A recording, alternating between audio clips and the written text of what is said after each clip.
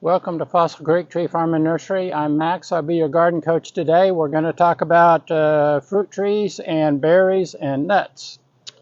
And fall's typically a great time to plant because the weather is mild and our soil stay warm. So the top of the plants may not do a whole lot, but underground the roots are getting established. So if you plant it in October, then it's got October, November, December, January, February, March, 6 months to get the roots situated before it's coming out. So, and the stressful time for most things around North Texas is the summer, so July and August. So welcome. So the further ahead of that you are getting the trees and berries in the ground, the better they're able to cope with the stressful time of the year. Of course, one of the terms we'll be talking about relative to fruits is the chilling hours. And that's typically the number of hours 45 degrees or below. And you could say between 32 and 45, but at the time when we're below 45, we're not at freezing or rarely below freezing. So basically, the number of hours below 45 degrees. And around here, that's typically we're in the 700 to 900 hours of chilling hours. And the reason I appropriate for our area. The way I put it in simple terms is fruit trees can count. And they don't get started until they've received adequate chilling hours, and then they're ready to go. Then after they have their required chilling hours, we get a warm spell, they're underway. There are things that have as little as 100 chilling hours. There are some of the fruit trees that are in the 200, 300, 400 range for coastal areas. And the problem with those is they get their required chilling hours too early. Then they're inclined to come out and start their thing in spring, and it's too early. We'll get freezes after that, and it'll damage them. So that's why you want to have the fruits that are approved, or not approved, but adapted to our area. And for instance, we've got harvester peaches, and they're around 750 chilling hours required.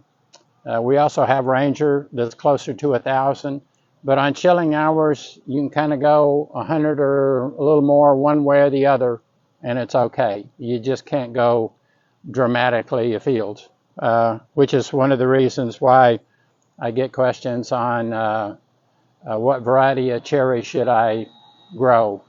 First of all, you need to move because they're requiring 1,200 or more chilling hours. We'll never get it, so they're waiting for the starter pistol to go off, and it never goes off. They're adapted to much colder climes. So you can do ornamental cherries for the blooms, but fruiting cherries, best to just put your energies into things that have a shot at success.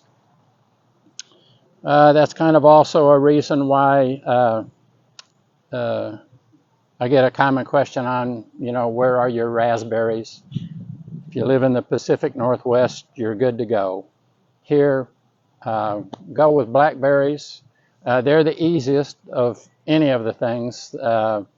They're adapted here to our soil and climate and produce pretty good crops faster than anything else.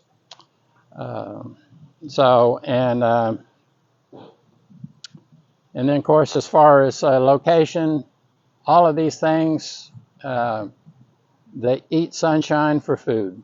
So 8 hours minimum all day better. If it's 10 or 12 hours, so much the better, because that's what they're using to generate fruit.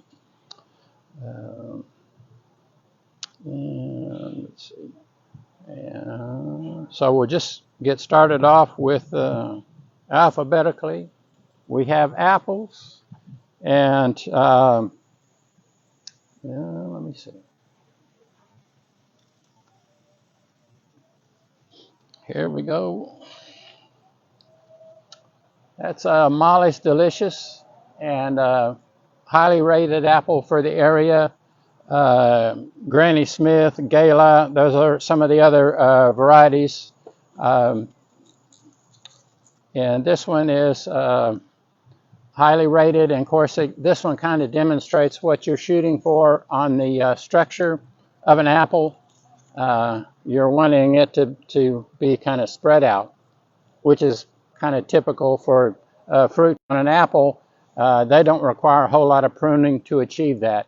The main thing you don't want to do is, have let a big strong leader take off and have it get really tall. On this one here, you might even, in the winter, you might even take that guy off, and you have a shorter one there, but it's got a good spread of branches, which is what you want. Low branches, a good spread, background or something, I don't know. I've been watching too many foreign films. And let's see. And of course, spacing on apples will be 10 to 20 feet, which is ballpark for most of the fruits. Not much pruning needed, and of course, on planting all the fruit trees, you don't need to dig the hole any deeper. Twice as wide is good, and basically going back with the original soil, and then mulch the top. Good idea to have 3 or 4 feet of mulch on the surface. Tends to conserve moisture, discourages weeds, and also around here, an important thing, which our summer brought to us, is insulates the soil from heat. And of course, also mulch is not up against the trunk of anything, because that's for air circulation, so it'll be out over the roots. And the other thing that mulch does is insulates the soil from heat. The branches and leaves, they can take 100 degree plus. The roots would like to be as cool as possible. And if you've ever gone up to a tree or something and it's got a couple inches of mulch on it in the middle of the summer, and it's the middle of the day or the afternoon, you put your hand on the mulch, it's hot. And then if you slip your hand underneath 2 inches of mulch to the soil surface, it's amazing what a couple inches of mulch will do. It's cool, which is the way the roots like it. It also keeps the soil surface permeable. So when you fertilize or water, it penetrates the soil well, and you get air moving back and forth. And of course, apples, they require another variety for cross-pollination. We also have Granny Smith and some other varieties, so you wouldn't want to be planting 2 of the same variety. You want to get different varieties for pollination. A lot of the fruits that we have are self-fruitful, meaning you can plant one by itself. It's gonna fruit without any problem. Apples and pears benefit from different varieties to pollinate. And let's see. Well, change of pace, we'll talk about blackberries. These guys are probably the easiest and the quickest for doing a crop. Of course, I'll repeat it, but 8 hours of sun plus, all days better. And of course, they will, after these canes fruit, they're done. They won't fruit again. In fact, after you get finished picking the fruit, these canes will deteriorate and die. by the time that's happening, you'll have new canes coming up. So when this one's pretty well done, you'll prune it off the ground. And then the new canes at 3 or 4 feet up, when they're coming up, you'll kind of clip the ends a little bit to get them to branch better, to do a bigger crop. Mulch helps on these too, and they're very tough and adapted and get a good crop, and they have to ripen on there. The nice thing is, like a lot of the berries, you'll have ripe ones on there, and then you'll have ones that aren't. So it's kind of a neat way of, you have fruit storage. You pick the ones that are ready and leave the others, and a few days later they'll be ready. So you just pick them as they ripen.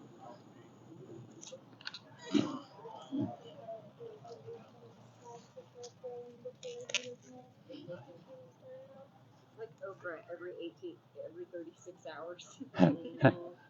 Well, yeah, well, there's no harm to leave them on there, except the birds are going to get them and instead of you. So best to keep them picked. And To my feelings. yeah. And let's see. We're out of blueberries. I couldn't find any, but we do carry them. And of course, they don't like our soil, so you're going to need to improve the soil. And you'd use, if you make a bed for them, you're going to add like 1/3 aged pine bark, 1/3 sphagnum peat, and then 1/3 original soil, and build that up. The bigger, the better. You can go down and make a raised bed. You go down some and then up more. So if you got something that's 1.5 feet or 2 feet deep and at least 2 feet wide for a blueberry bush, that's what you're shooting for, because our original soil is not to their liking. They like an acidic soil. Ours is alkaline clay. And they do the same kind of thing. They ripen piecemeal as you go along. So you pick them as they ripen. And they're, and the fertilizer for them would be used an azalea, camellia, gardenia type. It's an acid base. Or you could use an ammonium nitrate, but that comes in a big bag, just a little bag. So make it this would make it easier. And of course, they're winter hardy here, so you don't have to worry about that. They'll take a whole lot more cold than we'll get. And of course, as with anything, when they're doing their fruit, keep them adequately watered. And of course, blueberries, their foliage is easy. If it gets too dry, they'll tell you. It'll kind of get dull and will weep. But since they're putting on their fruit in the spring,